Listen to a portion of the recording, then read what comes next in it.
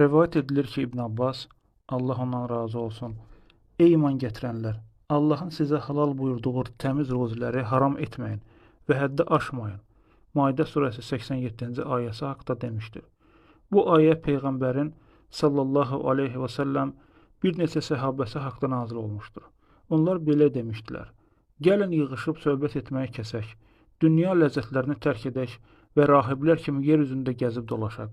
Bu xəbər Peyğəmbərə, ona və ailəsinə Allahın salavatı və salamı olsun çatdıqda, onların yanına adam göndərib bunu onlara xatırlatdı.